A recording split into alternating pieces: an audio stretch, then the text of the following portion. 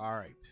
Welcome into the Knicks-Verse special news video live stream here. We're here to talk about Jalen Brunson. There's news right now. It came out about an hour or so ago. Basically, the news is he has a ankle sprain, and he will be reevaluated in 2 weeks. That's it. No timeline, nothing at all. Not even any details about the severity of the ankle sprain, whether it's a grade 1, 2, or 3. There's definitely major differences between each of those. If it's a grade 1, then that usually is just like 1 or 2 weeks is all it takes to get back. But since they're saying we'll be reevaluated in 2 weeks, I'm thinking it might be closer to a grade 2. Which usually the recovery time for that is 3 to 5 weeks. And as CP for Knicks Fan TV tweeted out that he's hearing that Brunson will be back, or well, they're hoping that he'll be back until the playoffs. Won't be back until the playoffs. So the playoffs. That means there's 20 games left. That means the Knicks have to survive without Captain Crunch Time for 20 games. They're currently the 3rd seed right now, and they do not have an easy person, like someone automatically to turn to, like we had 2 years ago. We had IQ. We could easily turn to him, and he could take over. We even had Alec Burks, who I did not believe in as a point guard, but at least he could hold it down. So there's questions here. We're going to talk about what's going to happen next, and we're going to break down basically what's happening, what has been happening with the Knicks in general. James Edwards III of The Athletic and New York Times put out a great article. I think it was today, or was it yesterday? I think it was today. A great article. I have excerpts of that to talk about. But we're going to talk about all this and what does this mean for the Knicks. We were, if you watched the game last night, then you have been in a state of dark, dread for about 20 hours, hoping for the best. So we got some news. It's, reevaluated in 2 weeks. It's very sparse, but I've also heard that it's not a high ankle sprain. It didn't look like one.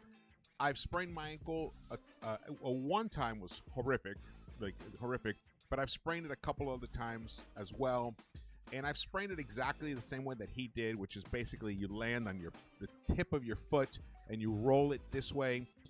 It looks worse than it actually is, and you can recover fairly quickly. That could mean a month. So a month from now will be April 7th or so-ish. What's going to happen to the Knicks in that time frame? We'll get to it. Welcome into the Knicks-Verse. My name is George. If this is your first time here, please subscribe. Hit the thumbs up button for me. Drop your comments. I read them all. They help me tremendously to hear everyone's different points of view. And even when you agree with me, it definitely helps me. Also, share the video. We're so close to 10,000 subscribers. And we're going to start memberships soon. So keep an eye out for that. Definitely would appreciate everyone's support to the channel by becoming members. That would be wonderful. All right, let's get down to it. Shout out to the chat. We got Drew's Reviews in here. We got Gideon. We got Connor T. Awesome, man.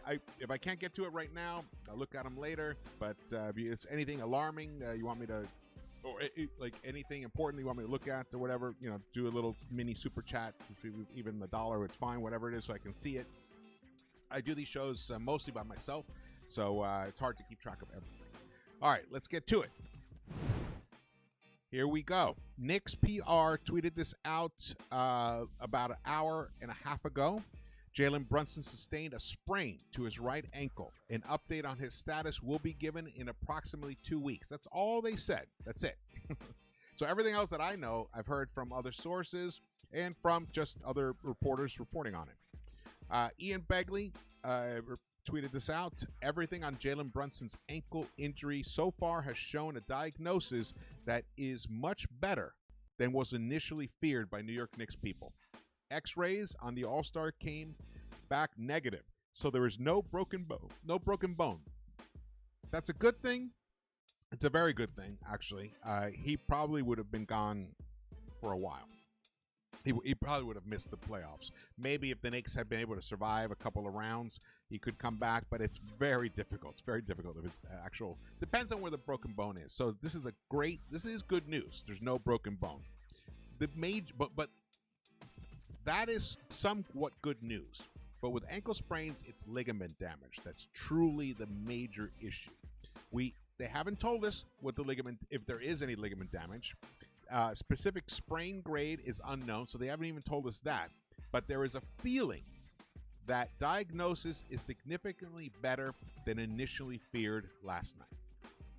So, this is, look, I wish they had more news. I wish they told us straight out what the real deal was. But this is the Knicks. They never reveal fully what the injury status on a player is.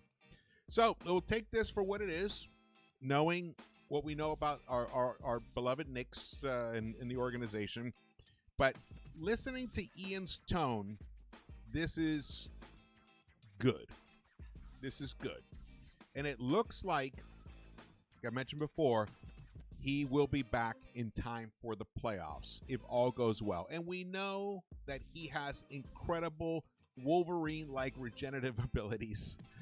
This guy is a warrior in heart, not as a player. He's a Knick, but he is a battler. The man he's a gamer. He wants to be out there. He wants to be out there with his teammates. And there are tremendous treatments nowadays for ankle sprains, as even opposed to just 10 years ago. So I am fairly confident that he will, if there's no broken bones and no severe ligament damage, because even if there's slight hyperextension of ligaments, maybe a slight tear with, treatments, that can be repaired fairly quickly. And also there's injections. There's injections you can do. So I'm hoping that he's back in time for the playoffs. I'm hoping he's back in time so that he can qualify to be all NBA. He needs 65 games. He's played 60, I believe. So even though we're at game 62 right now, I think he missed. What did he miss? Two games? I can't remember exactly. He missed just a few games, maybe only one game. But I would love for him to qualify for the All-NBA, and I think he would prefer to return in time for the last 5 games of the season. So we're talking about 20 games left. He might miss 3/4 of the remaining games. At this point, if let's say he misses 3 weeks total, then he would return in time for March 28th. March 28th. So that would leave at least about, we're going to look into the schedule itself. So we'll get into that part. But this is somewhat a relief to some extent. It brings up tremendous issues for the Knicks as a team right now, and how will they survive without their captain, the man who's been saving their asses recently. He has been the reason the Knicks have been able to hold their head above water. And the James Edward III, the trilogy is what they call him, from The Athletic and New York Times, had some interesting comments about that. So here's his article, how Jalen Brunson's ankle injury could torpedo Knicks offense ahead of playoffs. Turn of the calendar year hasn't been great to the Knicks. After the loss to the Lakers, the Knicks are 17-12 since January 1st. And they're about 10 total possessions, and we know what he means, away from being just 12-17 instead.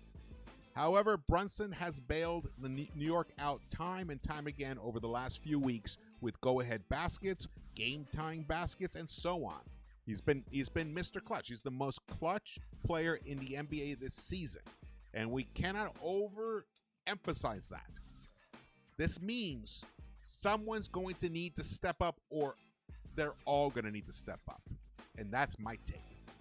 Every single Knick on the roster is going to have to up their game to make up for the absence of this incredible player who has saved our asses repeatedly throughout this season. Over the last few weeks with losing that safety valve in itself is a hole too big to fill. I it is a hole that's it may be too big to fill entirely, but the Knicks definitely have enough on this roster to fill it enough and overcome. What might have to happen is a switch in approach to the game every single night, where the Knicks have been a top 4 and 5. Actually, at one time they were the number 1 offense beginning towards the season, and they drifted down to number 2. Then they were at number 3. They were number 3 for a long time until about the last month or so. They were still the 3rd highest rated offense in the NBA, but the defense was lacking. The defense was in the bottom 3rd, from like, I think it was 24th or something like that. So it's going to be interesting to see how this approach is taken, especially by Tom Thibodeau. But I have a feeling I know how it's going to go. It's going to go defense first and let the offense play off the defense itself. And they're going to have to up the pace. The pace is going to have to increase because they can't depend on iso ball. They're going to have to depend on quick attacks at the basket, transition, and just moving the ball around, make the defense, exhaust defenses. That's what the Knicks are going to have to do. Basically, the Knicks are going to have to do to the opponents what the opponents try to do to the Knicks. And I think it is possible to be able to do.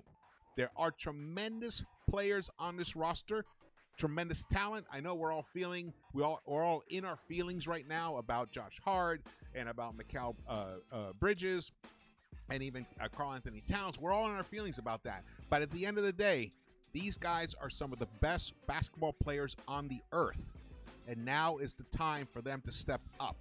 And the beauty is OG has really come around. He got off to a slow start when he came back from that injury, but lately he has showing that he has the fortitude to be that offensive force that he believes he's always felt he could be.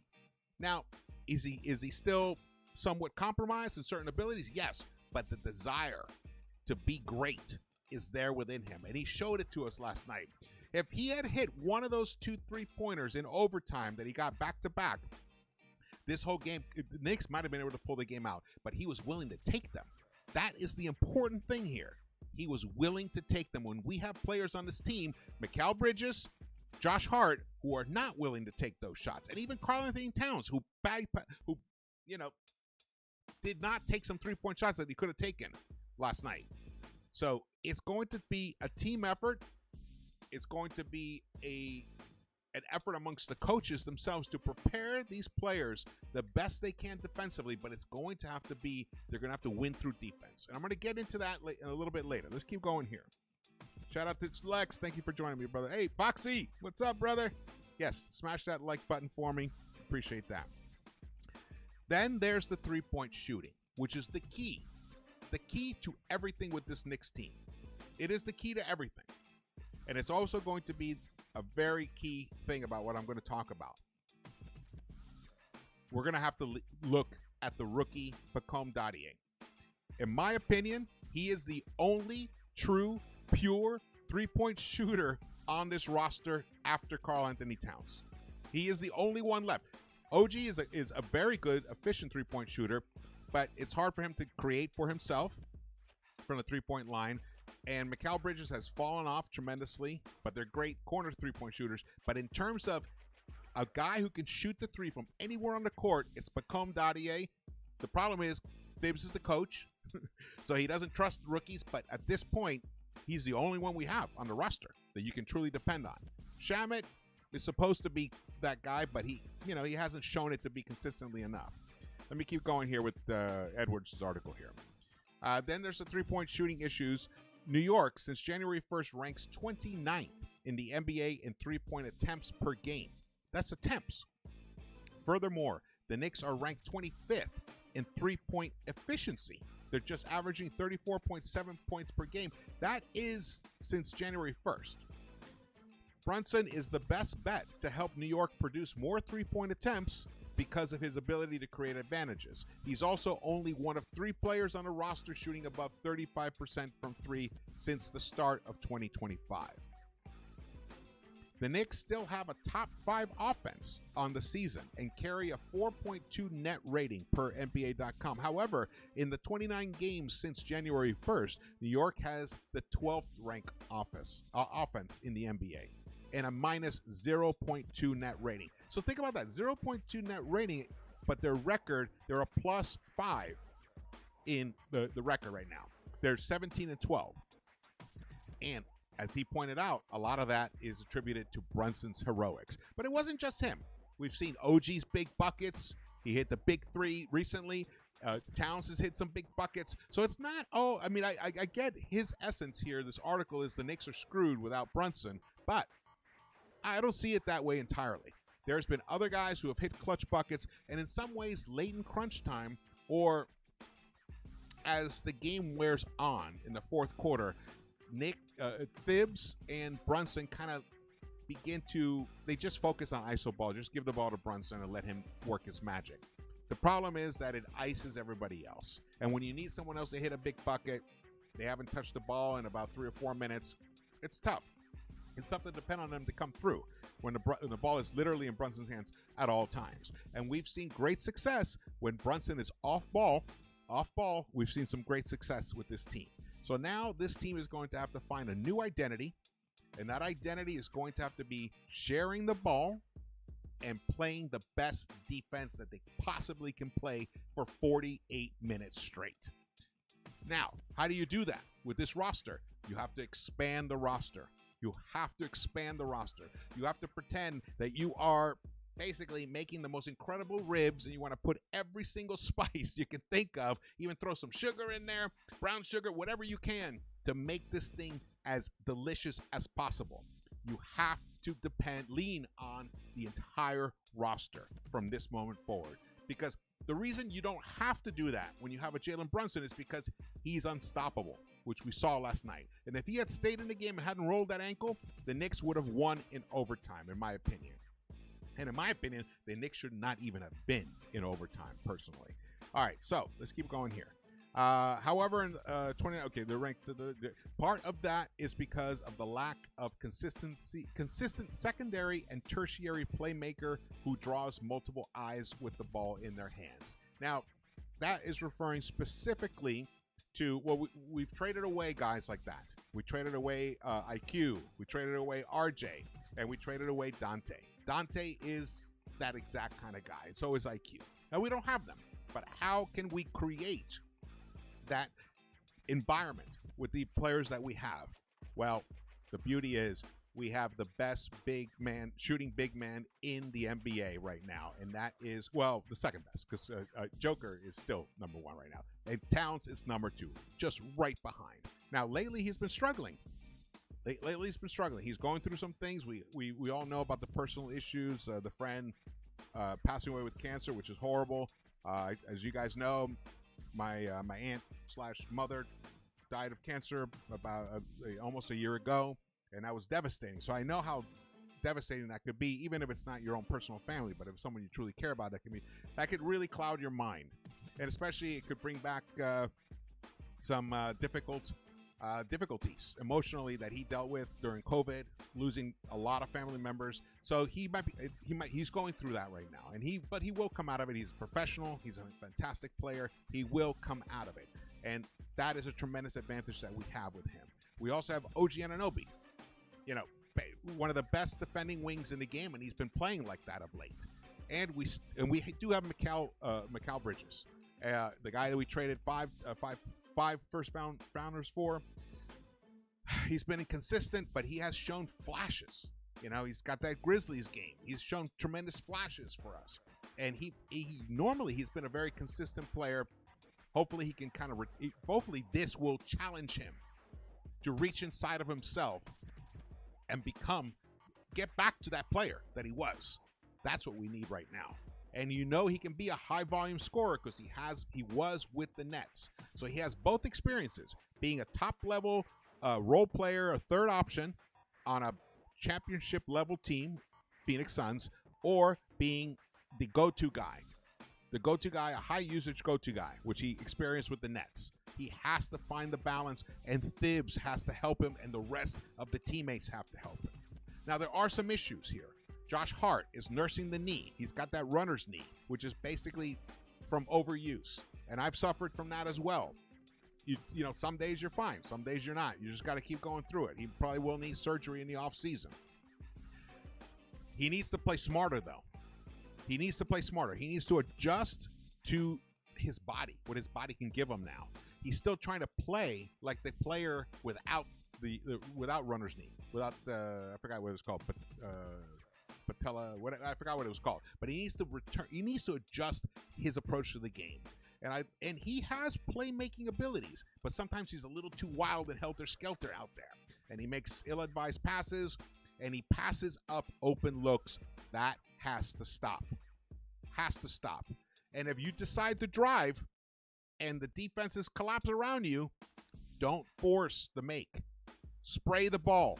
Spray the ball. Find your guys on the corners, because it'll be Cat or Macau or Deuce or who else? It could be Precious. You have to spray the ball. You have to change your mindset on how you approach the game now, because you don't have the safety net. You don't have Jalen Brunson, Captain Crunch Time safety net. You don't have that anymore.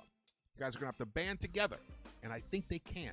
And I have a feeling that they're going to win tonight against the Clippers. I've seen it before. It's happened many times when their best player, their leader, goes down. It emboldens the other guys. It challenges them to be their best versions of themselves. Sometimes players seize up.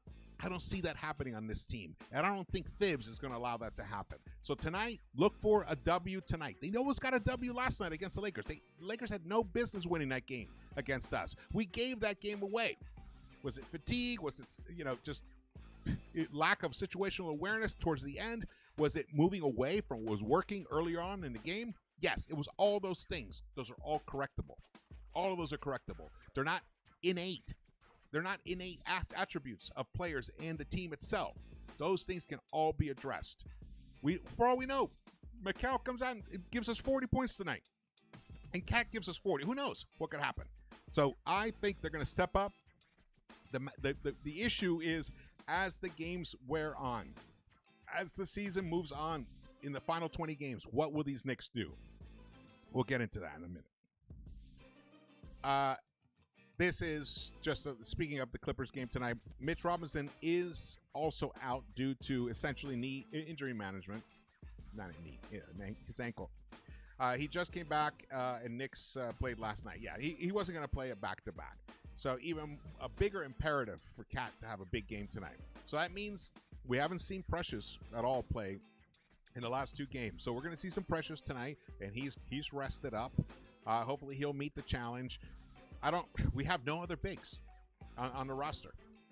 So I haven't seen anything announced, but I sure hope Tyler Kolek, if he wasn't, I didn't see him on the bench last night. So I hope he was on a plane late last night or early this morning to get out here, because he's going to see some time on the floor. I think that he's going to be a big part of this. Okay. Let's get to this here.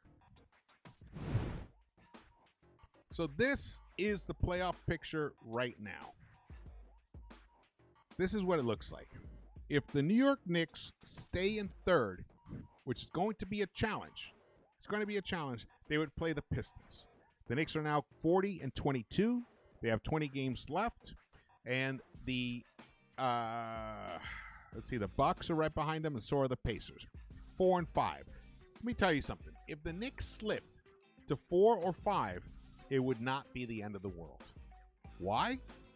I was trying to phrase this last night in the live, but it was really late, and I was like, all I could think about was the Brunson thing. And I was trying to figure out, why is there a silver lining in this? Oh, well, the silver lining in this is if the Knicks don't completely free fall, which I don't think they will. Let's say in the next 16 games, the Knicks can play about a 500 ball, or maybe just over it. Maybe they go 9-7, right? So that puts them at 49 wins. 50 wins usually is good enough for a top 5 seed. So if they can pull that off, and I say 16 games because I'm hoping I think Brunson, if they're saying that he might, well, they're not saying it, but I've been hearing that could be ready for the playoffs. I think he'll try to come back for a few games before the playoffs just to get his game legs back. So, that being said, that means the Knicks might slip to 4th or 5th. Honestly, I have no issues with playing the Bucks or the Pacers with a rested, recovered from ankle injury Jalen Brunson, and if the rest of the Knicks that are currently on this roster are healthy enough for the playoffs. As healthy as you can be for the playoffs. I think the Knicks could take care of business. Even if we don't have home court advantage, the Knicks could beat the Bucks or the Pacers this season in the playoffs. They can beat those guys. And in fact, the reason I know they can is because we own them this season. We have won the season series against both of these guys in the regular season. So I could take care of that. And then here's the silver lining. The Knicks would then play the winner of the Cavs in the 8th seed. I would rather play the Cavs in the second round than the Boston Celtics at this point. That would be fabulous because I still think with a Mitch by then, with he played 4 games now, so then 24 games, and then he'll play in the first round. He will have played about 30 games, maybe 25 to 30 games at that point. He will definitely be in like perfect conditioning for the playoffs. And remember, he missed most of the season, so he'll be pretty rested. He will be able to terrorize the Cavs' Twin Towers, and the Knicks have a better chance of toppling the Cavs than the Celtics. And then the Knicks could face the Celtics in the Eastern Conference Finals. That is the only silver lining that not only silver, but it's a big silver lining, because the other big silver lining that I see is that this Knicks team is now going to be challenged to figure out how to score and win without Jalen Brunson as their floor general. And that's going to put the onus on the other players to step up and discover things within their game that maybe they had looked away from in the past, or maybe never thought they could actually really approach. Now they will be challenged. I think it is a very strong possibility that this Knicks team could still hold on to a top 5 seed, even without Jalen Brunson. Now, if they can't figure it out and they topple down the standings and they end up a 6th or 7th seed or 8th seed or whatever, and they're in the play-in and they get Jalen Brunson back, let's say we even get the 8th seed. Actually, we won't be able to. I don't think the Knicks are going to fall beyond 8th. So then you play the Celtics in the first round. That is a problem. So the main thing here is the Knicks have to hold on to a top 5 position here so that they can avoid playing the Celtics in the first round at this point. All right. I'm going to take a break here. I'm going to look at shout out to the chat. Thank you guys for joining me here. We got almost 100 in the chat. Nice. Let's see. Have I missed anything interesting? Minutes restriction. Maury Thibs is going to play OG too many minutes. I'm concerned about that. Oh, it's Foxy. Yes, I'm very concerned about that. I can see New York knocking off the Clippers. That's Gideon. Gideon, you said some interesting stuff in the beginning. Gideon in the beginning, he wrote, thank God JB will get his sea legs in no time. Phew. JB is okay. Schedule isn't that bad, and it is winnable. We got the Clips without Norm Powell tonight. Yeah, but Kawhi is he's back, and he's been playing well. Mediocre Blazers. The Blazers they're mediocre, but when they're on, they can really pummel you. And the Knicks struggle with young, athletic teams. So I don't think the Blazers are going to be as easy as we hope, but I do think that we can beat them. And then hobbled Kings without Domas. Okay. I love that. You know what? If the Knicks could win 3 of these games out here on the West Coast, that would be incredible. We'll see about that. Let's see. What else have I seen here? What's up, Sandman? Yeah. I don't want to talk about replacing Thibs or anything right now. We got to focus on what we have at hand and what we can do right now. But you guys all know how I feel about that. Drop the entertainment. Drop those. Yeah. I mean, who knows? Maybe later tonight there'll be some F-bombs. I just,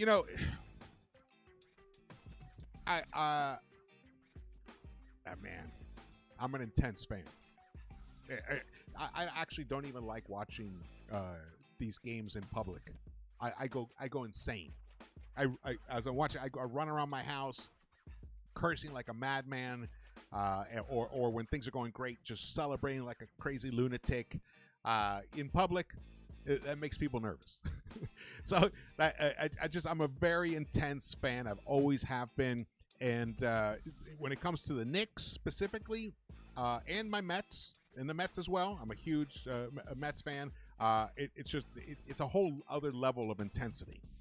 I even said it last night to my girlfriend. I was watching last night's game because I was like, God, I wish I didn't care about this team watching this game, because this is a great game. It was a great game, but as a Knicks fan, it's so painful to watch what happened. Not just the injury, but just giving up the lead and then going into overtime and then giving up a 5-point lead right away, but then battling back and tying them. I mean, it was just such a seesaw battle. It was a great game. If you guys didn't watch the game, you definitely should. If you have League Pass, try and rewatch it. Fantastic game. So I'm a very intense fan, and sometimes it affects me. It affects my mood, it affects my tonality, and you guys know I've been. I try to call it as I see it, but sometimes I have to rein that in. And I spoke my piece about Thibs about a week. What was it, about 2 weeks ago? A week and a half ago? I basically called for his, removing him and looking in a different direction. That wasn't going to happen. I knew that wasn't going to happen. So, see, let me turn this up. Is this loud enough for you guys? You guys let me know. Here. How about here? Now it's better? Okay. And, it just, that's just right now I'm trying to be more positive right now, because the timing went, and now is not the time to fire Thibs at all. In fact, this might be the perfect time for Thibs, because now the Knicks have to completely flip. They are not going to be the offensive juggernaut that they have been. And actually, they haven't even been that offensive juggernaut for a little while now. If you look over here, they have been slipping. All right, so for the season, they're averaging 117.2 points per game, which is fifth best in the entire NBA. That's better than the Celtics. That's better than the Pacers and the Bucks. But since then, since the turn of the calendar year, the Knicks are down to ninth, 116.6 points per game.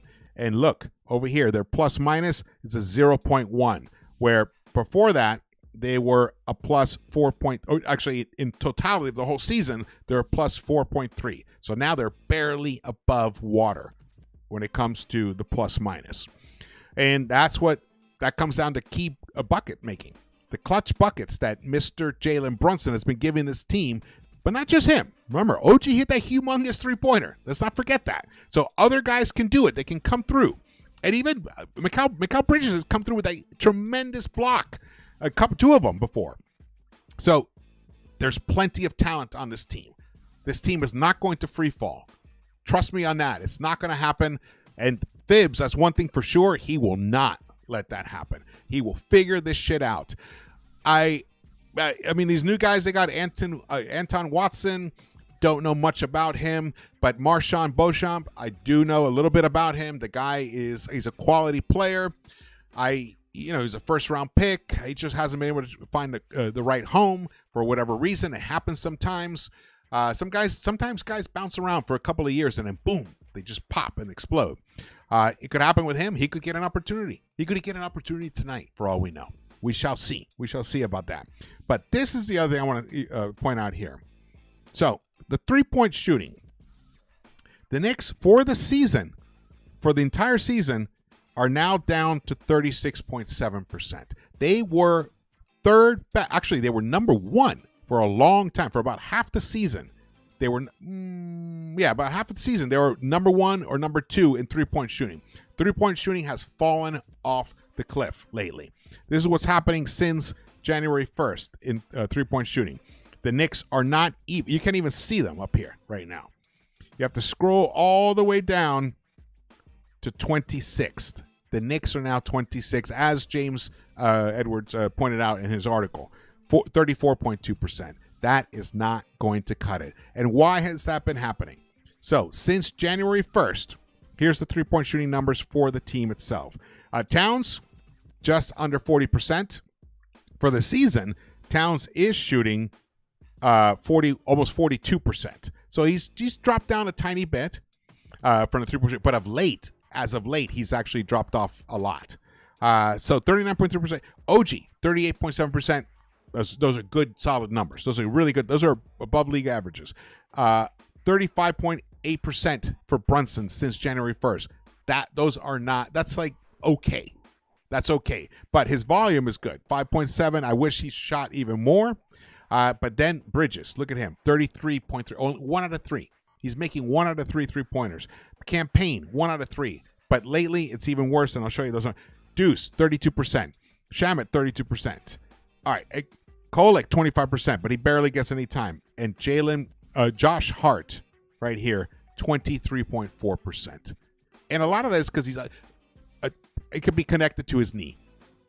He is not going up straight, nice and clean. He's leaning to one side or the other, or he's drifting, and that could be the knee pain. It's just there. You know, he has to figure it out. He hit a big corner 3 last night. I would like for him to take some more corner 3s. That's the other thing. The Knicks are a very decent catch and shoot team, especially from the 3-point line. Even still, they are like the 5th best in the NBA in catch and shoot 3s from the 3-point line. But they're down in the bottom, like I think they're 25th in 3-point catch and shoot attempts. So they have to create more of those opportunities. And the way you do that is by breaking down the defense, getting into the teeth of it, getting into the paint, and spraying that ball. Who are the guys who can do that the best? Deuce can do that. Campaign can do that. Towns can get into the paint. I would like to see Karl Anthony Towns use a better word. Give up on trying to force getting all the way to the basket. Break down the defense. If he sees 2 guys on him, just spray the ball to whoever you see. The ball, and then the ball will swing around to the open guy. That is the key to creating more catch and shoot opportunities for this team, because they are a good catch and shoot team. They're not so much off the dribble. Brunson can do a good off the dribble for a while. Deuce, actually, that was one of his main ways that he was able to get his 3-point shots off from off the dribble. But he has actually not been that efficient as of late. So the New York Knicks and Tyler Kolek, if he can turn the corner and get into the paint, this guy will find the open guy. He is a tremendous passer. But he's a rookie. Will Thibs embrace all of this? That is the main question. What is Thibs going to do? What do you guys think Thibs is going to do? I want to hear what you guys think Thibs is going to do. I need to take a break for a second. Okay, let's look at this. Here is the schedule. Not this one. Here is the schedule right here. So tonight we have the LA Clippers. Then Monday the Kings. Then Wednesday the 12th we have Portland.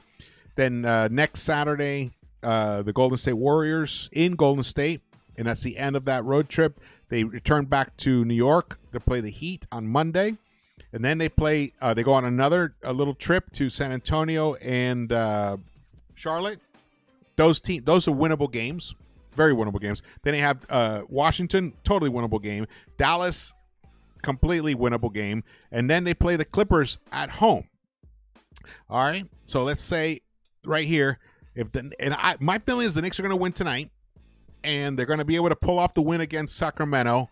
I think they might drop the Portland game, and they might drop the Golden State game. So they'll come back with a 2-3 record on this road trip. So that means during the non-Brunson games, they'll be 2-2. They play Miami. I think we can beat Miami even without Brunson.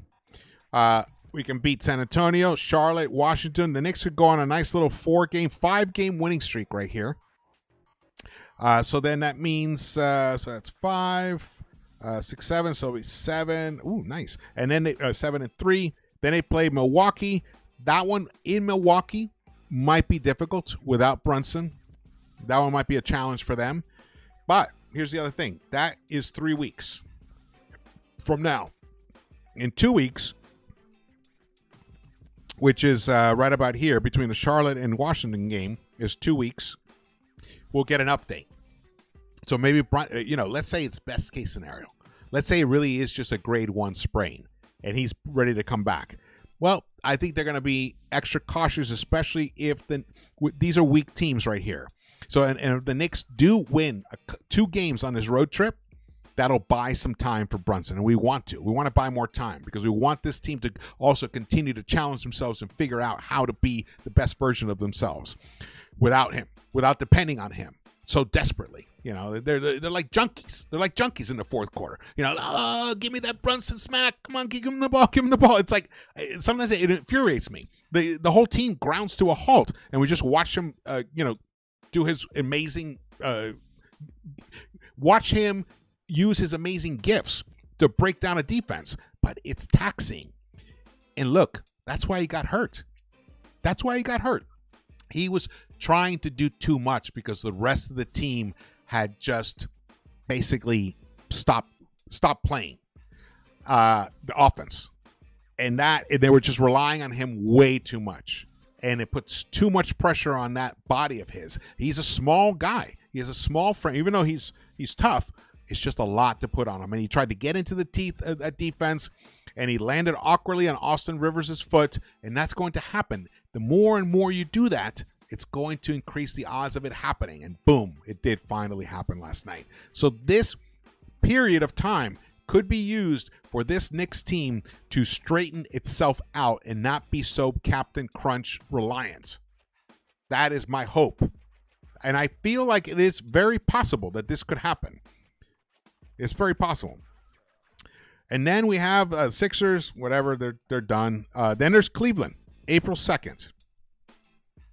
I would love to see Brunson return in time for that game, April 2nd. Now, mind you, they're saying he's not going to come back, from what I'm hearing, until the playoffs. But that would be nice. So you had Cleveland, Atlanta, Phoenix, Boston, Detroit, Cleveland again, and Brooklyn. That's 7 games. And maybe he sits out the final game against Brooklyn. If Mr. Jalen Brunson can return for these final 6 or 7 games, the Knicks will be able to hold on to a top 5 seed, no doubt. Maybe even hold on to that 3rd seed. But I'm saying that dropping to 4th isn't the worst thing in the world for this team at this point, with the bracket the way it is. Right here. I mean, if this could be the Knicks here playing either the Bucks or the Pacers, and boom, you're going to have to play good teams in the playoffs, no doubt. But you take down one of these 2 teams, and then you face the Cavaliers in the second round. I like our chances. I like our chances a lot. Oh, man. All right. It sucks. It sucks that this happened. There's no doubt about it. Brunson has shown that he's pretty good at recovering quickly. Let's hope that it is closer to a grade 1 ankle sprain. Let's hope that Thibs does the logical thing, which is expand the roster, the rotation. Expand the rotation, not the roster. Expand the rotation. I hope he looks at Tyler Kolek and Pacom Dadier, because the Knicks need some consistent, bona fide, lethal three-point shooting. We need to replicate what Dante DiVincenzo was giving us last season. There's nobody else on this team right now that can do that except for Pacom Dadier and Deuce. Deuce can do it as well, but he's in a bit of a funk of late. Actually, let's go back to look at this here with Deuce. Yeah, Deuce, he's shooting 32% since January 1st. 32%. And, man, in the last 5 games, he is only shooting 31%. And you know, not that much volume, just under 4. But Shamit's been shooting, so he needs some more minutes. Look at Shamit. Rotate the guys around more. Find a good winning formula that doesn't put too much pressure on certain players to play crazy amount of minutes, because you're going to need everyone as fresh as possible as this season wears on. I think it's possible. I think it's doable. This is not the end of the world, is how I'm arriving right now. It's my what I'm deducing here. It's not the end of the world. There are some positives that can come out of this. The team could discover a new identity offensively. A new identity. They definitely going to have to discover a new identity offensively, because Brunson is such a huge part of it. But defensively, Brunson was a minus player. Let's just be realistic about that. He was a minus player. So if the Knicks, let's talk about who's going to start. Knowing Tom Thibodeau, he could start campaign. I could easily see that in place of Brunson. But this is what I would do. This is what I would do tonight against the Clippers. I would start Mitch. Oh no, Mitch is not playing, so he can't. So you have to wait till Monday because of the back-to-back. But let's say on Monday, I would start Mitch at the 5, shift Cat to the 4. OG goes back to his real normal position, the 3. McCall stays at the 2, and you start Deuce, and you go defense. You lean into your defense, and then you run your offense through Cat. You do some pick and rolls with Cat and Deuce.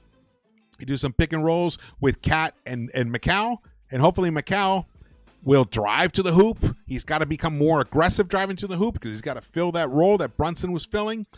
And the other beautiful thing is Josh Hart will be the first guy off the bench. So he can come off the bench for Mikal Bridges, and then he can run the pick and roll with him and Cat. And that's been an effective pick and roll. The same with the Deuce and Cat pick and roll. Lean into your defensive abilities with this team and let your offense feed off of that. And any time there's like a quick recovery, a rebound or whatever, an offensive rebound, a defensive rebound, just kick it out. Someone's just got to leak out. Like OG's been good at that. McCall can leak out. We know Josh Hart can do it, but he'll be battling for rebounds themselves. If you put in Mitch into the starting lineup, this team will be able to suffocate and frustrate other teams' offenses and let the Knicks find their footing offensively. That's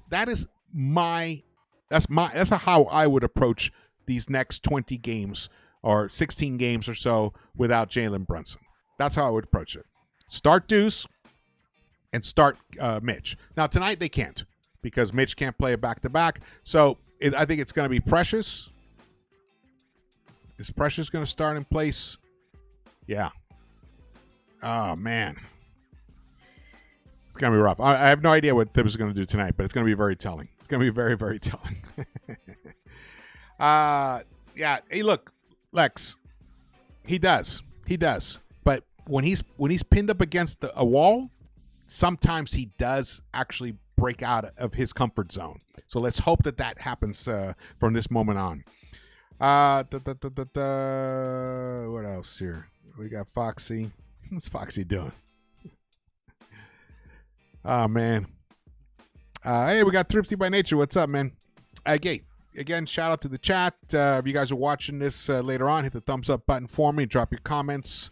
The Knicks will be playing in about an hour and 10 minutes against the Clippers.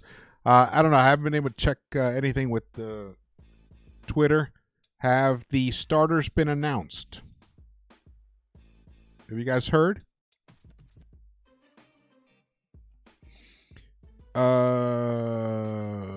Stefan Bondi tweeted out, Thibodeau highlighted Deuce and Payne as the ball handlers to help replace Jalen. Said Kolek, who was with the G League, is on his way to join the team. All right. Hey, look, this could be the time when Kolek finally gets some time. He starts clicking. The guy can hit the three. I know he's only shooting 25%, but he's doing very well in Westchester, and he was hitting those buckets earlier on in the season. You know, it's hard when you only get a minute or two and you got to just chuck it. Stephon Bondi also asked if if Thibs expects Jalen to return before the end of the regular season. Thibodeau said he doesn't know and referred back to the 2-week reevaluation. See if I missed anything else here. James Edwards says, asked Thibs about the lack of playmaking with Brunson out. Said he believes a lot in Payne and McBride. Mentioned McCall as someone who can step into that role, and Josh Hart is unique in that area as well. All right. But it just shows you. He's talking about Payne. Don't be surprised if Payne starts tonight. Don't be surprised about that. I was hoping it was announced, but it's not. Brunson has played in 61 games this season, so he needs 4 more to qualify for All-NBA, which he totally deserves. Totally deserves. All right. Gonna break this down. Gonna shut this down now. Guys, thank you guys for joining me here. We got over 100 in the chat. That's fantastic. Thank you guys for joining me here. It's unfortunate. It's for it's bad news, but it's not the worst. It's not as bad as it could have been. It's really not as bad as it could have been. A 2-week evaluation. Again, it's very nebulous what that means. Having suffered injuries like that, especially the way he did it, I think it's more closer to a grade 1, especially if it has been reported that it's not a high ankle sprain. And no bones were broken. So it's just a matter of how much damage the ligaments suffered and how much swelling happens. But look, these guys are professionals. I'm sure they did everything immediately to limit the swelling, because once the swelling begins, it's such a pain in the ass to get it down. So everything is being done.